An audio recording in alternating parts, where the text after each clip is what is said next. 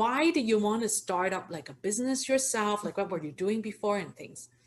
Sure. So I had been a teacher, a classroom teacher in elementary school here in Ontario, Canada for about 10 years. And then I went on to mat leaves with my two kids. And after that time, I sort of questioned whether I wanted to return to the classroom. I still love working with kids, teaching kids, but being in the classroom full time and balancing my home life and my two kids was not really something that I wanted to continue to pursue for right now. And so I thought, okay, so what else can I do that will provide some income, still be in the vein of teaching, but is not, again, a full-time classroom job? Because for those of us who are teachers, we know it's not a 9 to 5 job. It's all consuming. And I was spending my nights, preparing for my lessons for school and not having enough family time. So I wanted to look for something different. So I just, my husband was very encouraging and supportive and said, look, we do have some savings. We are able to take some time from work. So I actually took a leave in order to just decide what I wanted to do. So whether it was, pursue a business on my own or do something else, but we had the time and some financial backing to be able to do that. And so that, I know it's a little bit scary still not to have my own known income as a teacher. It's also easy to say, okay, I get my salary, my paycheck comes every 2 weeks and what your income's going to be like. So when we went on this, what was my income going to be like? And it was a little bit scary to do, but I think that having a passion for, still maintaining the family life balance that I wanted to have, and sort of the idea of the excitement of doing something a little bit different was sort of what motivated me to take that leap and to do it. So I decided to apply for a leave. And so I took a year of leave. And even before my leave officially started, I started thinking about, okay, what can I do? Again, that's in teaching, but that would be a sort of different role. And so I decided to pursue teaching students online and then sort of creating a business where I could, have other teachers work with me to teach students online. Because I also saw a gap with, some of the education system we have in terms of meeting the needs of each child and giving enough support to each child. The class sizes are sometimes too big. There's not enough time or resources for each child. And so what can we do to support them? And so just thinking about that, I created this tutoring business so that I could, again, still be teaching, but also support those students and those families with the action, practice and work they needed to be successful at school. I remember when we first started our conversation, you were like kind of like at some point you were thinking about, okay, maybe like you should teach the kids yourself, or like Right. should you like hire a team of people. So I see that like from now the direction is that you're actually hiring teachers to do that for you. How do you make that kind of decision? Oh, yeah. Right. So that was also something with my model. My tutoring model is a bit of a hybrid between, just so that I can explain, like where Yeah. it's not the straight tutoring hour by hour. It's a hybrid with tutoring and some computer programs that the students work on independently. So at first I needed to test out that model and make sure that it worked, that the students were able to engage with the computer system on their own, but also be supported by the teacher once a week. And so it took a couple of months for me to do that on my own and to test it out with students. But I did know that the end goal really was for me to hire teachers to work for me or work with me, because when I have my family at home, I don't want to be also, working with kids all the time and spending my hours working with all the students in our program. I wanted to have other teachers be able to work with them. And so I can do some work with students, but also be sort of managing the business side of it, because that was also something that was intriguing and interesting to me. So when did I decide to hire teachers? Pretty early on, after I again tested out my model and saw that it worked, and I was working with students, and I saw, okay, this is how I would like to have it set up. I decided to hire a teacher to work with me, but then just taking a look at sort of where did I want to go with the business and could I get more students? So when I hire a teacher, I would always say to them, I don't have a certain number of students I can give you right away, and they weren't expecting a certain level of income or employment from me because I couldn't guarantee that. And that being said, though, once I hired teachers, I was sort of feeling obligated to them to get students for them and not just sit by the wayside and just wait for students to trickle in. And so I was doing some of my own marketing and figuring out that kind of thing, but I wasn't doing it very successfully. And so that's why, I came to you guys in order to really get some direction and help with that. Because I did want to have teachers work with me and I did want to provide students for them to work with, but I just wasn't able to sort of make everything flow in the right direction. So before you said that you've tried marketing yourself, so what kind of ways have you tried, and what was the point that you decided, okay, I probably need some help?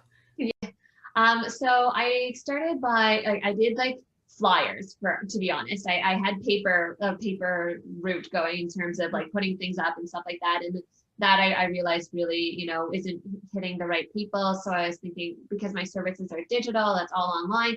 Okay, so then I started doing Facebook ads and things like that.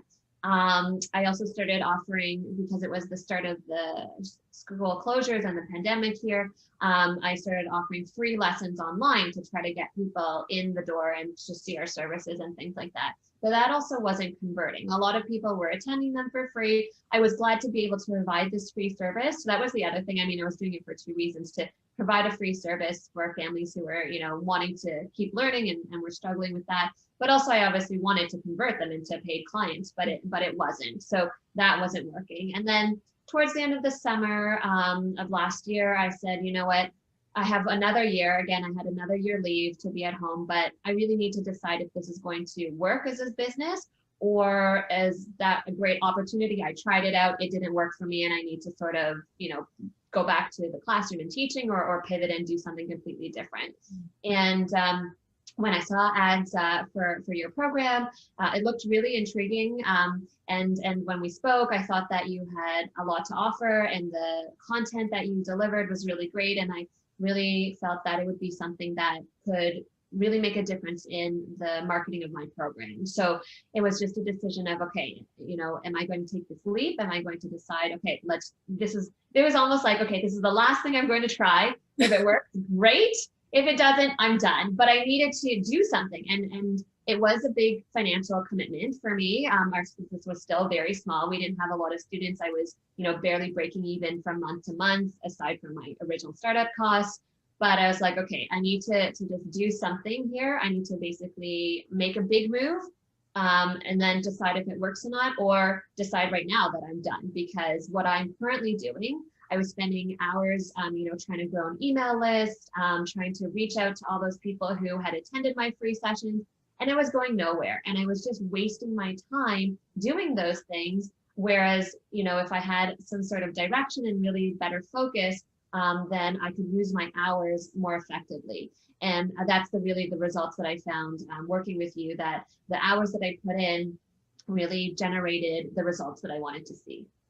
That's very good. So actually, when you had to book a call with us, like, how do you feel about that? Like, were you scared that it was like a sales call or something, or like, what were your concerns? Yeah, I don't know if you remember, but I think I booked and canceled a few times. Yeah. So it was pretty annoying because, at the time, I think it was, again, right at the end of August or the beginning of September, I had a lot of things going on with my kids' schooling starting and other, personal things and other things that I was trying to pursue. And so, I guess I would, to be honest, anytime, you're, again, going into something that wasn't recommended to me by somebody in person, it was something I saw on a Facebook ad, I think, or it came up in my stream.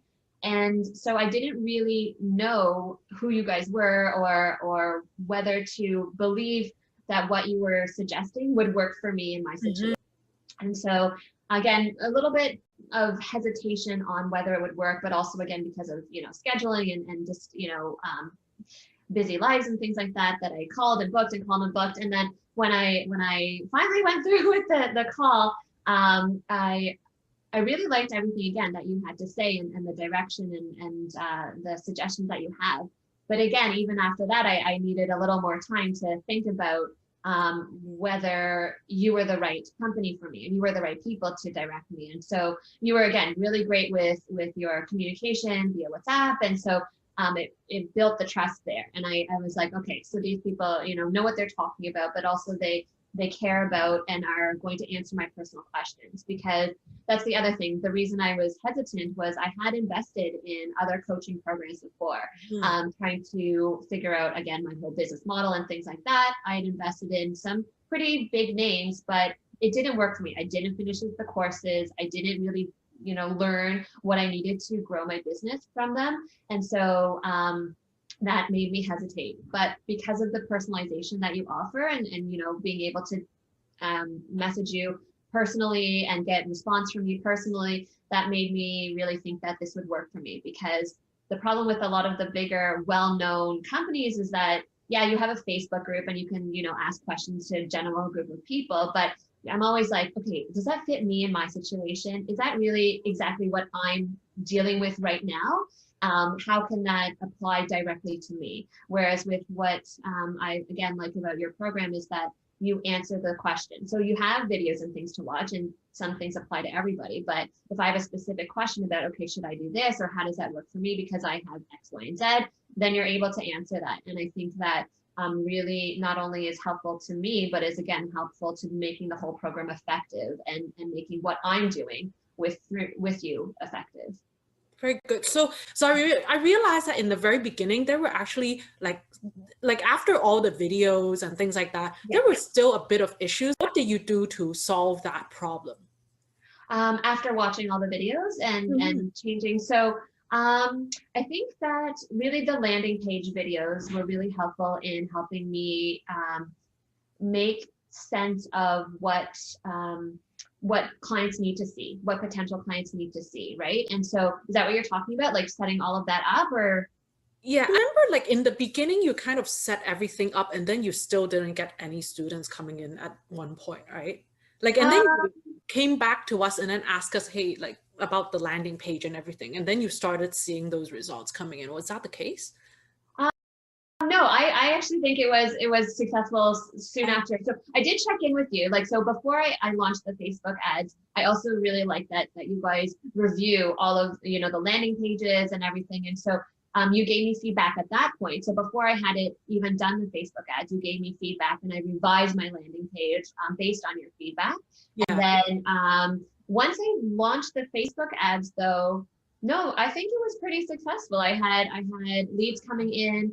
The only thing I think that I tweaked maybe that you're referring to is the follow-up with my leads that I needed some further guidance with. But in terms of the landing page, that the videos that you had set up and the feedback that you gave me personally based on your review of what I worked on, that was enough to be successful. And same with the Facebook ad itself, that was successful sort of right off the bat in terms of getting the leads. Then I needed some more support in terms of converting the leads to actually enrolling with me. So that you gave me a little more direction on. So we did have a session with the group coaching call, but I think you reviewed some of the follow-up way that I followed up with families in terms of the emails or the text messages and things like that. And I found that helped me a lot more as well in terms of actually getting them to convert in the end. That was helpful. Yeah. So what was the result of that, like of doing all these things? So before I started with you, I had been working on my business for about six months and had about 10 clients that were paid clients. And again, but it wasn't a lot of growth. It was just like at the beginning, we had maybe 6 just from referrals and family and friends and people that knew me. And then a couple of random people who found me online and through my Facebook ads and stuff. But it wasn't really growing anywhere. So since then though, we now have just over 30 students. So for me, that's a lot. Like, I don't know, for some people that might not sound like a lot, but for us, that's a lot. We have 30 students, so we like tripled our numbers. And again, it's just feeling more successful about the students who are coming in and being able to convert them from not knowing anything about us to being really active and engaged in our program and being hearing a lot of positive feedback from families saying, oh, this is exactly what I was looking for. You really helped my child, and hearing that feedback and reaching the right customers is exactly what we're looking to do. How long did it take you to actually triple those numbers? So I started with you in the beginning of September, but I think I did not actually get all of my stuff together and everything launched until I did a first round, I think mid-October or November of ads, and we got about 10 more students. And then I just did another one at the end of December, early January, got 10 more students. So it did take a little time for me, but that's also because of the timing that I set up for myself in terms of completing the task that you gave me to do. But in the last, I guess, 2 months, I would say. Yeah. So Yeah. I want to know, like, how do you manage your time? Like, I mean, you have to take care of your family, and then like now you're going back to school. How do you manage all your time in, setting up this business and actually following the program? Yeah, no, it's hard for sure. I mean, everybody wishes they had more time to do anything, right? But really, I was spending my evenings working on after the kids go to bed. I have from like 9 to 11 or midnight or even 1 o'clock. I was trying to Yeah. get some things done at some point. So when they go to bed, and also for me, it was about making like lists of things that I needed to do. So when I had, when my kids are in virtual school, but I have half an hour because they're both, engaged online, then I can quickly do this real, piece of work so that I can get closer to the next step. So making specific lists of what I needed to do was really helpful for me as well, just as a sort of a time management point. Because otherwise, if I don't have my specific list of things to do, I'm just like randomly, clicking through emails, clicking, and then wasting the time. Even though it would be great to have a solid block of like, an 8-hour workday to get this done, it's not in the reality of what I have right now. So I need to make those small bursts of time or those 2 hours at night really work for me. I'm lucky, I do have a really supportive husband who on the weekends, like right now, is with the kids so that I can get a couple more hours to work on the weekends because I'm here with them during the day, during the week. He takes some time with them on the weekends so that I can have some dedicated work time as well. Very good. So, when you were following this program, were there at some point that you were afraid that it's not going to work, like just like the other programs that you had before? To be honest, no, because well, the only time maybe was at the very beginning when I was watching the videos and trying to follow along, and there was some time commitment to watch the videos and to put in action for myself all of the things that were outlined in the videos. And so there was a little bit of doubt and but more of a hope that, oh, I'm putting all of this time and energy. I really hope this works.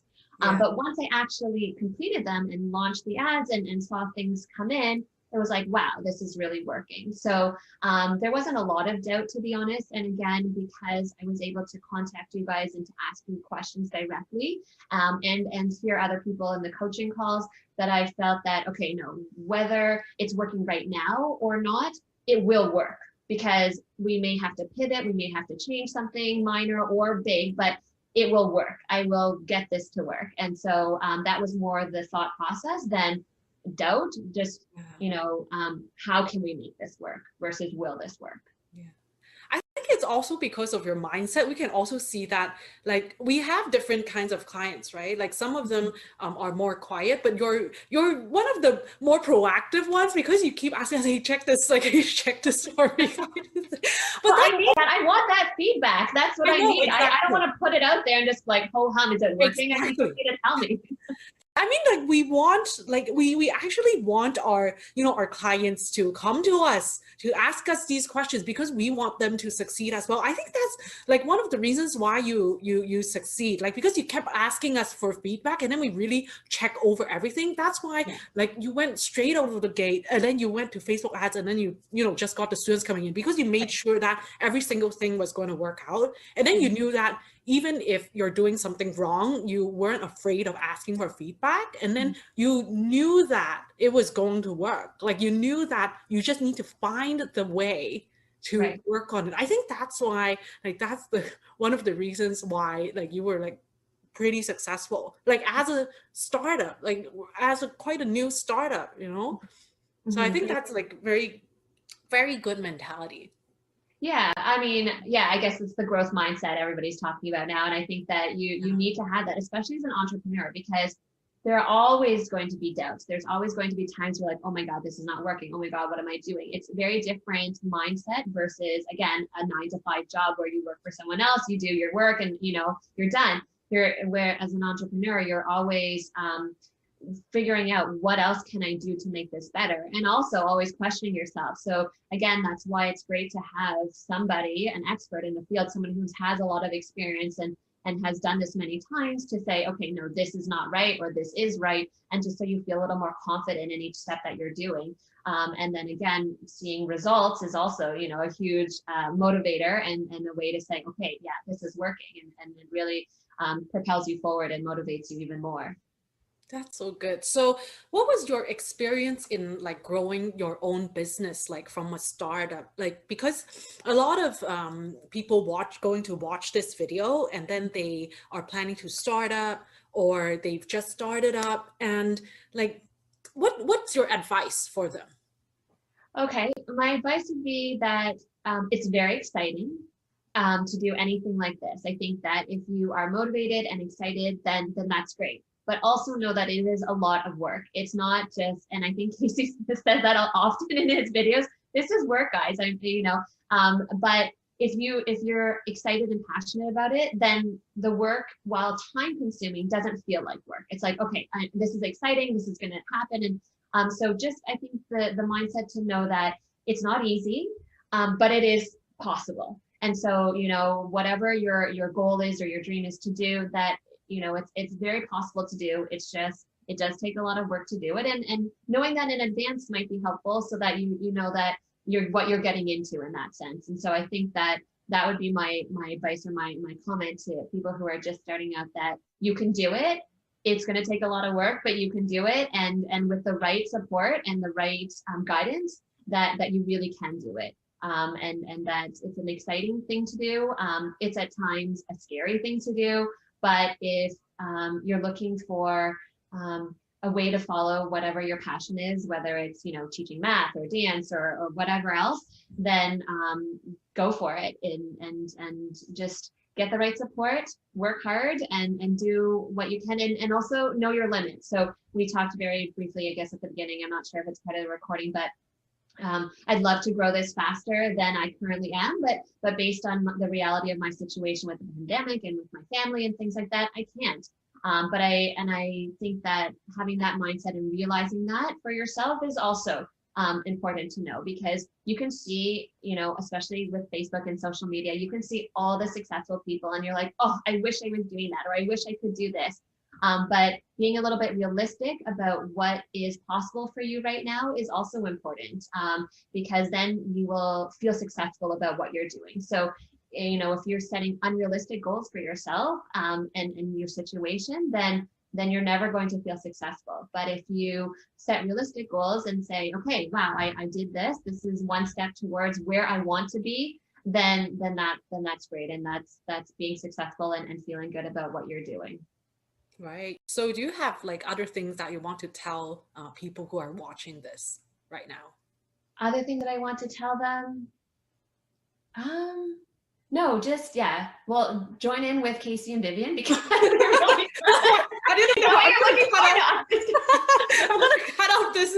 We have to cut out this part. That's like hard sell. Yeah, but like just like inspire them or something, you know. Okay, something more inspirational. But no, yeah. But literally that was I know you're not paying me to say that. I truly feel that getting support. Like I was again, I talked about the coaching that didn't work for me, but as an entrepreneur, it's sometimes isolating. Like this is I don't know, it's not inspirational, but let me just say that it's sometimes isolating because you're working by yourself. Whereas before, like I was, you know, a colleague in a group of teachers in a school. And when you're an entrepreneur, it's sometimes isolating because you're running it by yourself.